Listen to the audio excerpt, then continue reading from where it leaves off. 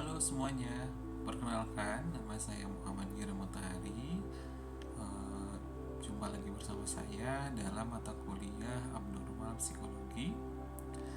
Dalam video kali ini, saya akan membahas satu gangguan mental yang cukup sering terjadi pada remaja dan mahasiswa, yaitu Social Anxiety Disorder atau gangguan kecemasan sosial. Video ini dibuat untuk memenuhi UTS Psikologi Abnormal, dan saya akan menjelaskan satu kasus nyata yang bersumber dari jurnal, yaitu penelitian yang dilakukan oleh Suryaningrum tahun 2021. Selain membahas kasusnya, saya juga akan menganalisisnya dengan 4 teori yang berbeda, yaitu yang pertama psikoanalisa, yang kedua behavioral, yang ketiga kognitif, yang keempat humanistik, dan harapannya penjelasan ini bisa memberikan gambaran yang lebih jelas dan mudah dipahami mengenai bagaimana gangguan kecemasan sosial dapat dipahami melalui berbagai pendekatan psikologi.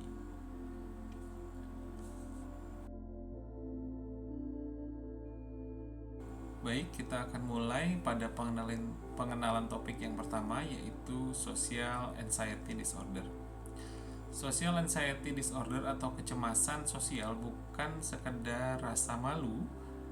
Gangguan ini melibatkan ketakutan yang intens, konsisten, dan menetap terhadap situasi sosial tertentu, khususnya situasi yang membuat seseorang merasa dinilai atau diamati oleh orang lain. Dalam konteks mahasiswa di Indonesia atau remaja pada umumnya, tekanan seperti contohnya presentasi di depan kelas, kemudian harus interaksi dengan dosen, atau mungkin komunikasi dengan teman baru bisa menjadi pemicu yang cukup berat. Kasus yang saya gunakan bersumber dari penelitian Suryaningrum tahun 2021 yang meneliti mahasiswa yang mengalami tingkat kecemasan sosial yang tinggi. Dalam penelitian tersebut, mahasiswa menunjukkan beberapa perilaku dan gejala seperti menghindari presentasi di kelas, kemudian menghindari berbicara di depan umum, merasa takut dinilai buruk oleh orang lain, kemudian merasa seluruh tatapan orang adalah kritik, kemudian mengalami gejala fisik seperti tangan gemetar, jantung berdebar, keringat dingin, kemudian sulit memulai percakapan, dan serta merasa sangat cemas ketika diminta menyampaikan suatu pendapat. Mahasiswa ini juga melaporkan bahwa kecemasan sosialnya mengganggu aktivitas akademiknya, membuatnya sulit menjalin relasi sosial dan menurunkan kepercayaan diri secara signifikan. Penelitian tersebut menunjukkan bahwa kecemasan sosial yang tinggi seringkali dipicu oleh pengalaman-pengalaman sosial yang membuat individu merasa tidak kompeten atau takut akan dipermalukan. Menurut PPDGJ 3 mengenai fobia sosial kode F40.1, suatu bentuk gangguan kecemasan yang ditandai ketakutan menetap dan berlebihan terhadap perhatian, kritik, atau evaluasi orang lain dalam situasi sosial tertentu. Kriteria utama menurut PPDGJ 3 meliputi 1. Ketakutan sosial yang menetap dan berlebihan, yaitu individu yang takut menjadi pusat perhatian, takut dipermalukan, atau takut dianggap tidak kompeten. Yang kedua, munculnya gejala somatik atau fisik, misal wajah memerah, gemetaran, kemudian berkeringat, jantung berdebar, rasa panas dingin, mual, dan lain-lain. Selanjutnya ada penghindaran situasi sosial. Individu aktif menghindari situasi yang membuatnya cemas. Contoh, presentasi depan kelas, kemudian melakukan tanya jawab, ataupun interaksi sosial yang penting. Selanjutnya, gangguan signifikan pada fungsi sehari-hari. Gangguannya bisa berdampak pada bidang akademik, kemudian pekerjaan, ataupun relasi sosial. Dan yang terakhir, tidak dapat dijelaskan oleh kondisi medis atau gangguan mental lain. Dalam kasus mahasiswa tadi, kelima poin ini terlihat cukup jelas. Beberapa penyebab dan faktor resiko yang umum ditemukan pada mahasiswa di Indonesia antara lain: 1. Pengalaman memalukan di masa lalu. Misalkan dulu pernah diejek saat berbicara di depan kelas, ditertawakan oleh teman-temannya di kelas. Kemudian nomor 2, pola asuh yang kritis. Misalkan orang tua terlalu menuntut, jadi anak takut salah gitu. Kemudian yang ketiga, temperamen pemalu. Sejak kecil memang ada kecenderungan untuk menghindari interaksi.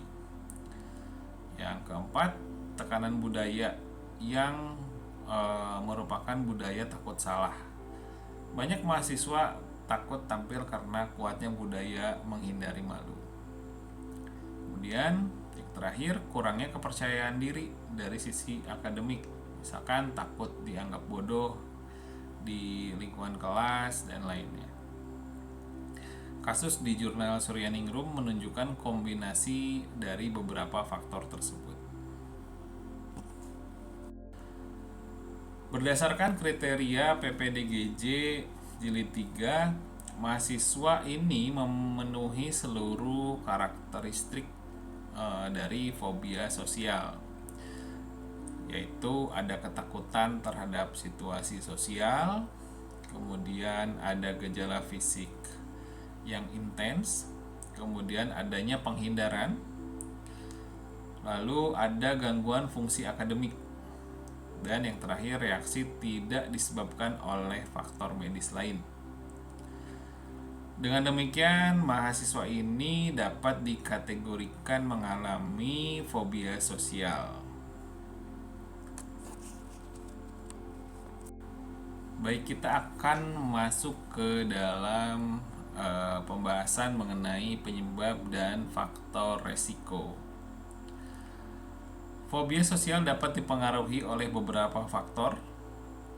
Yang pertama adalah pengalaman negatif di masa lalu. Misalkan pernah dipermalukan saat berbicara di depan kelas, seperti yang sudah dijelaskan sebelumnya. Kemudian nomor 2, pola asuh yang kritis atau penuh tuntutan.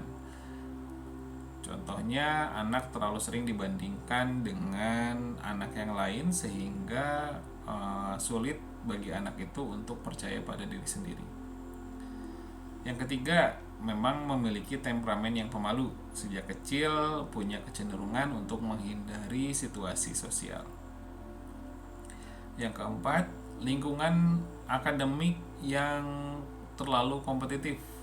Misalkan mahasiswa memang diharuskan, atau mahasiswa sendiri merasa diharuskan untuk tampil sempurna, sehingga ketika ada kesalahan maka akan dianggap berbeda, sehingga menimbulkan ketakutan.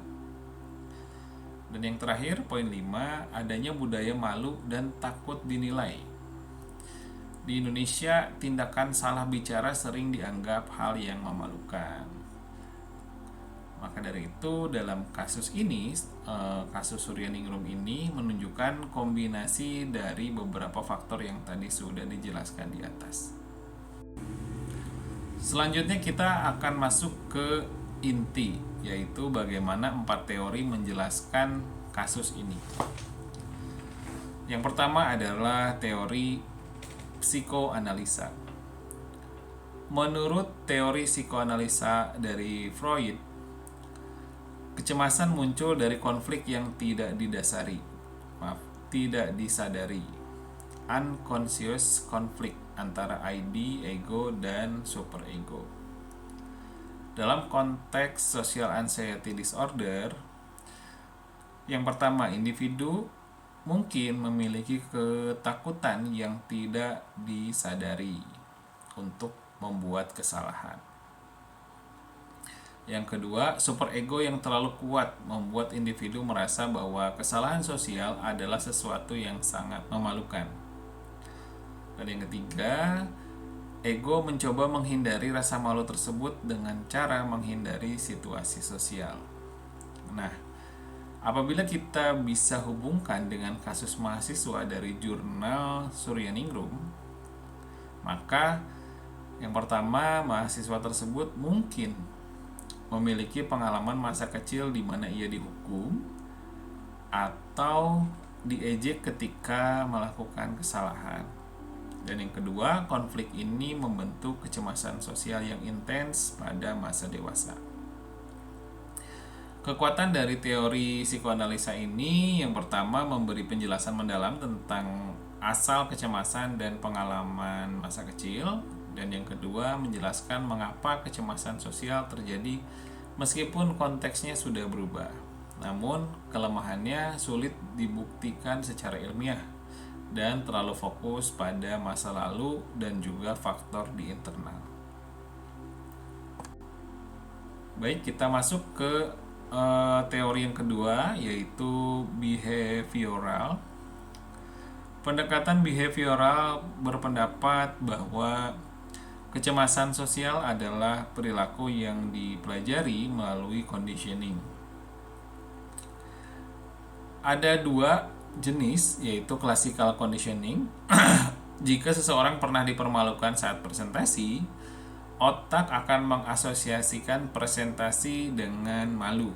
Akibatnya muncul kecemasan setiap kali menghadapi situasi yang mirip. Selanjutnya yaitu operant conditioning. Menghindari presentasi sama dengan rasa cemas yang berkurang, maka perilaku menghindar juga jadi diperkuat. Ini menyebabkan kecemasan sosial yang semakin parah. Dalam kasus Suryaningrum, mahasiswa yang pertama pernah merasa gagal saat presentasi sehingga memicu trauma ringan. Kemudian yang kedua, setiap kali menghindar ia merasa lebih aman. Dan yang ketiga, lama-lama menghindari menjadi kebiasaan. Nah, kekuatan dari teori behavioral adalah penjelasannya lebih konkret dibandingkan psikoanalisa dan mudah diobservasi. Kemudian ada banyak intervensi yang efektif seperti exposure therapy dan lain-lain. Namun kelemahannya tidak dipertimbangkan pikiran atau keyakinan negatif dari subjeknya. Kemudian kurang menjelaskan faktor internal yang lebih kompleks. Nah, menurut teori kognitif, kecemasan sosial dipicu oleh pikiran negatif dan keyakinan yang tidak realistis. Beberapa pola pikiran mahasiswa dalam kasus ini kemungkinan berupa: yang pertama, aku pasti terlihat bodoh ketika berbicara. Yang kedua, semua orang menilai aku. Yang ketiga, kalau aku salah sedikit saja, orang akan menertawakan. Ini adalah bentuk cognitive distortion, seperti mind reading, mereka pasti berpikir buruk tentang aku. Atau catastrophizing, self-blame, dan overgeneralization. Menurut Beck, pikiran negatif inilah yang memicu emosi dan perilaku menghindar. Adapun kekuatan teori kognitif, yang pertama mudah digunakan dalam terapi modern, bisa pakai CT atau CBT. Yang kedua didukung banyak penelitian. Dan yang ketiga, fokus pada perubahan pikiran saat ini bukan di masa lalu. Adapun kelemahannya yaitu yang pertama, kurang mempertimbangkan faktor lingkungan dan biologis, dan tidak sepenuhnya menjelaskan asal mula keyakinan tersebut. Kita masuk ke teori yang keempat, yaitu humanistik, di mana pendekatan humanistik terutama dari Carl Rogers melihat social anxiety disorder sebagai hasil dari ketidaksesuaian antara self dan ideal self, atau terjadi incongruence. Dalam kasus mahasiswa ini, yang pertama, ia ingin terlihat pintar, kompeten, dan percaya diri, itu sebagai ideal self-nya. Tapi ia merasa dirinya kurang mampu, mudah gugup, dan tidak layak menjadi real self-nya. Ketidaksesuaian tersebut menimbulkan kecemasan yang sangat kuat pada situasi sosial. Selain itu, mahasiswa mungkin tumbuh dalam lingkungan yang memberikan conditional positive regard, yaitu menerima anak hanya ketika ia berprestasi atau tampil sempurna. Akibatnya, individu merasa bahwa nilai dirinya tergantung dari penilaian orang lain.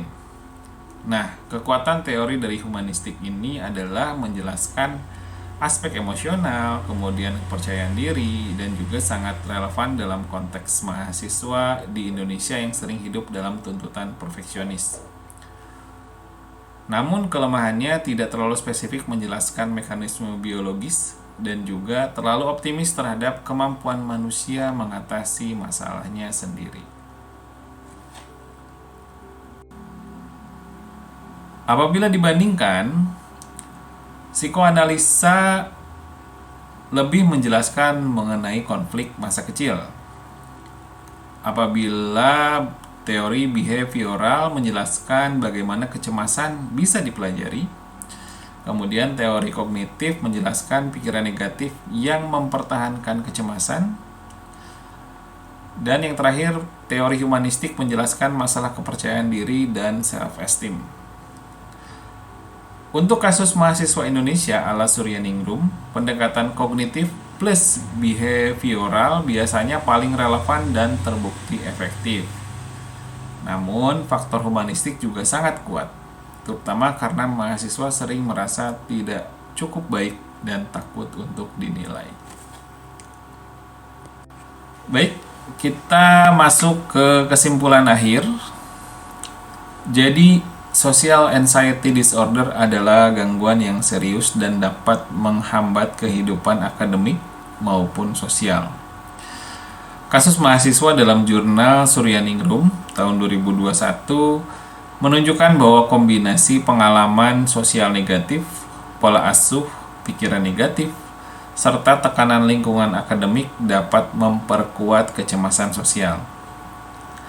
Melalui 4 teori, psikoanalisa, behavioral, kognitif, dan humanistik, kita bisa mendapatkan pemahaman yang lebih lengkap tentang bagaimana gangguan ini muncul dan juga bertahan. Semoga penjelasan ini bisa membantu teman-teman semua memahami apa itu social anxiety disorder dengan lebih menyeluruh atau komprehensif. Baik, terima kasih sudah menonton. Sampai jumpa di video berikutnya.